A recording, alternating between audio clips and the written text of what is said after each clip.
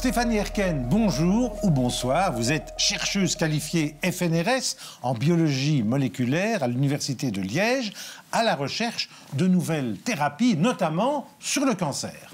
Et vous le dites vous-même, vous êtes fonceuse, curieuse et hyperactive. C'est vous? Oui, oui, hyperactive surtout. Alors, vous avez fait un graduat. Comment êtes-vous devenue chercheuse? C'est rare quand même ce parcours par un graduat, en 2 mots. Oui. C'est vrai que j'ai commencé par un graduat, donc vraiment en bas de l'échelle. Oui.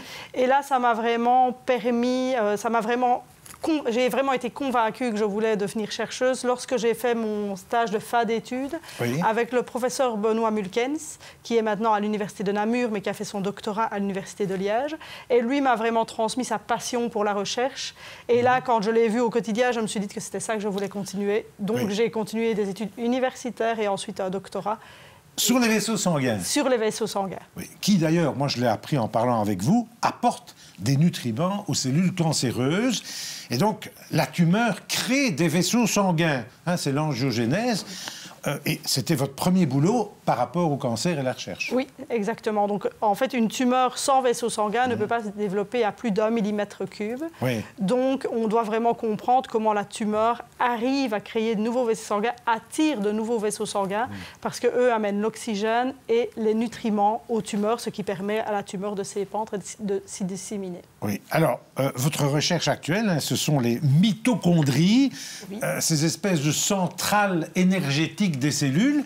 Moi, je pensais, avec le peu de connaissances que j'ai, que les mitochondries, c'était positif. Eh bien non. Elles sont positives, on en a besoin. Les cellules saines ont des mitochondries, ce sont les centrales énergétiques des cellules, donc c'est elles qui produisent l'énergie. Mais dans les cellules cancéreuses, les mitochondries peuvent s'adapter et conférer aux cellules cancéreuses, augmenter leur capacité d'invasion et leur capacité proliférative. C'est ça. Alors, vous avez apporté une vidéo qui montre qu'elle se déplace à une vitesse incroyable et qu'elle, comment dirais-je, qu'elle s'adapte avec des tout petits bouts de cellules. Oui, oui, exactement. Donc en fait, comme vous pouvez le voir ici, ce sont des mitochondries dans des cellules cancéreuses. Mais la verte, c'est les mitochondries. Les vertes et les rouges, ce sont des mitochondries qui sont colorées différemment. Elles courent vers quoi, là? En fait, ce sont des cellules, c'est dans une cellule cancéreuse. Et les mitochondries, la cellule cancéreuse est mise avec un environnement sain, de tissu sain. Et on voit que lorsque les cellules cancéreuses sont avec l'environnement sain, les mitochondries commencent à bouger, à se diviser et à bouger, à aller interagir avec les différentes organelles ou organites dans la cellule. Et on voit qu'elles s'adaptent. Et en fait, ça, c'est quelque chose dont on ne s'attendait pas du tout. Au début, on les voyait comme des centrales énergétiques, quelque chose de statique dans la cellule. Mais non, en fait, elles sont extrêmement dynamiques. Et maintenant, dans mon laboratoire, on leur a trouvé une nouvelle fonction. C'est que les mitochondries, en fait, permettent la communication et la transformation du tissu sain par les cellules cancéreuses. Et donc, votre but, après avoir vu tout ça, c'est comprendre pourquoi et à ce moment-là, développer des cibles thérapeutiques. Donc là, on est du fondamental aux cliniques. Oui, pour le moment, on est toujours au fondamental, donc on doit vraiment comprendre comment la mitochondrie, dans la cellule cancéreuse, modifie le tissu sain. Et dans tous les cancers? Dans tous les cancers. Pour le moment, on a comme modèle de recherche le cancer du sein, mais on a vu que c'est aussi dans les autres types de cancers, on observe la même chose. Et ensuite, on va essayer de trouver de nouvelles cibles thérapeutiques afin de bloquer cette communication et cette transformation du tissu sain pour conférer une pro-tumoricité. Et où en êtes-vous aujourd'hui dans la compréhension fondamentale? Aujourd'hui, en fait, on sait bien que les mitochondries, en allant interagir avec différentes organelles, elles sont capables de conférer aux cellules cancéreuses l'envoi de signaux. Et ça, on l'a démontré. On sait bien que si on empêche l'interaction des mitochondries avec les différentes organelles dans la cellule, il n'y a pas de signaux envoyés et il n'y a pas de transformation du tissu sain. Et donc, il y a une moins grande croissance tumorale et une dissémination des métastases. Mais vraiment, de comprendre, maintenant, on doit encore comprendre vraiment tout le mécanisme derrière et comprendre comment les mitochondries agissent. Et ensuite, vraiment trouver des cibles thérapeutiques. Alors, Stéphanie Erken, dans le monde de la recherche, vous avez, vous, vraiment inauguré un chemin quasi unique. Vous êtes une des rares à travailler là-dessus. Ça, c'est extraordinaire, quand même. Oui, dans le contexte du cancer, oui. Oui. En fait, que les mitochondries sont dynamiques, on ne le sait que depuis une vingtaine d'années. En fait, avant, on pensait qu'elles étaient statiques. Et maintenant, la transformation et le transfert de signaux, et ça c'est complètement nouveau, et surtout dans le domaine du cancer. Il y a quelques équipes qui commencent à travailler également là-dessus, mais oui, c'est... Vous êtes une précurseuse, là. Oui, c'est un domaine qui est totalement novateur, ça c'est sûr. Alors, une question qui va peut-être un peu vous énerver, mais vous espérez dans combien d'années avoir compris et avoir trouvé des cibles thérapeutiques? J'espère le plus rapidement possible, donc, mais chiffrer en termes d'années, ce n'est pas vraiment facile. Mais là, maintenant, on est déjà en train de travailler sur certaines cibles thérapeutiques avec le mécanisme que l'on a déjà élucidé. Donc, j'espère pouvoir proposer d'ici une dizaine, quinzaine d'années de nouvelles cibles thérapeutiques. Mais ça, on verra bien, l'avenir nous le dira. Et vous travaillez déjà avec des hôpitaux, avec des malades, ou c'est trop tôt?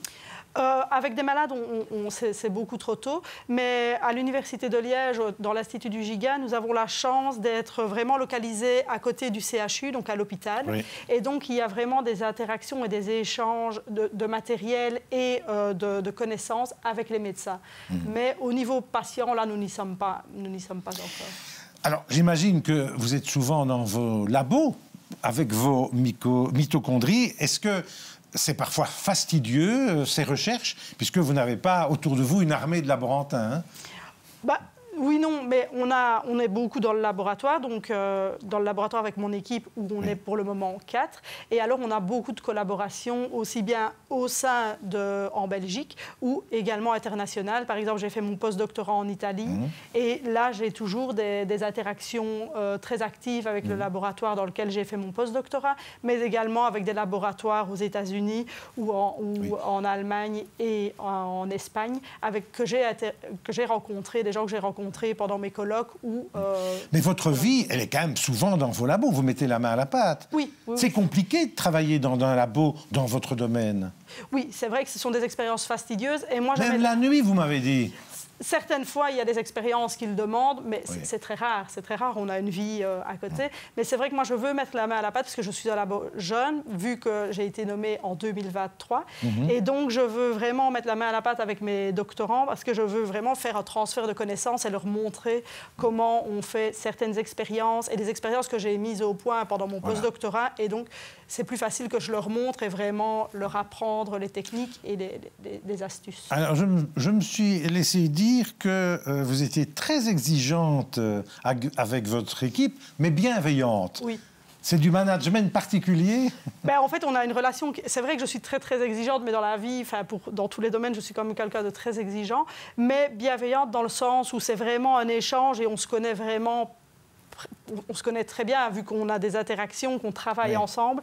Et donc, je veux toujours que l'exigence soit faite dans la bienveillance. Et vraiment, si j'exige quelque chose ou une certaine rigueur, vraiment de leur expliquer pourquoi c'est important, cette rigueur, et pourquoi il faut cette exigence, ce domaine d'exigence. Vous travaillez comment? Par brainstorming? C'est vrai qu'on fait, donc dans le laboratoire, on fait des réunions toutes les semaines, on fait une réunion avec toute l'équipe. Et alors, tous les jours, en fait, lorsqu'il y a des expériences qui sont plus dures et qui sont plus fastidieuses, on les fait soit ensemble, vraiment directement dans le laboratoire. Et lorsqu'ils obtiennent des résultats, souvent, c'est vrai qu'ils viennent me trouver directement à mon bureau et me montrer les résultats. Et là, quoi? On ouvre une bouteille de champagne? Il y a certaines fois où on dit qu'on va boire un petit verre, il y a des fois où... parce qu'il faut une récompense, je trouve. Alors, vous êtes chercheuse qualifiée, vous l'avez dit, depuis peu, vous avez une équipe. Bon, cette équipe, il faut la payer, donc vous cherchez de l'argent. Heureusement, vous avez le Télévis qui, je pense, a pris une doctorante en charge. Sinon, déjà, vous devez trouver de l'argent? Oui. Donc, je passe quand même une bonne partie de mon temps à trouver de l'argent. Et là, je dirais, ça dépend vraiment des périodes de l'année, mais il y a certaines périodes où je passe environ 25-30% de mon temps à écrire des projets et essayer de trouver de l'argent pour les aider. Et comme vous avez là un chemin novateur, prometteur, est-ce que c'est pas plus facile?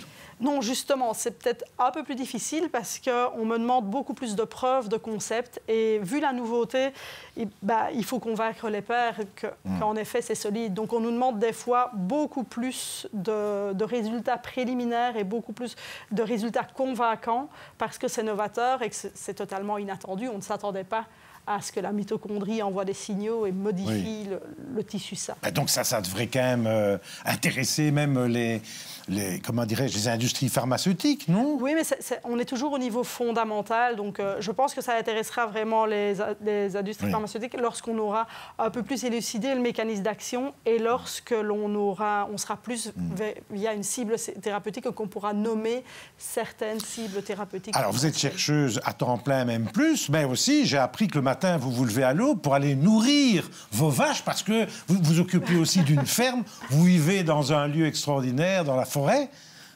Oui, non, c'est vrai. Je suis issue d'un monde de parents agriculteurs. Oui. Et donc, c'est vrai que j'ai tenu à conserver une partie de l'activité parce que ça fait partie de mon éducation, fait la personne que je suis aujourd'hui et m'a donné ma ténacité et ma détermination.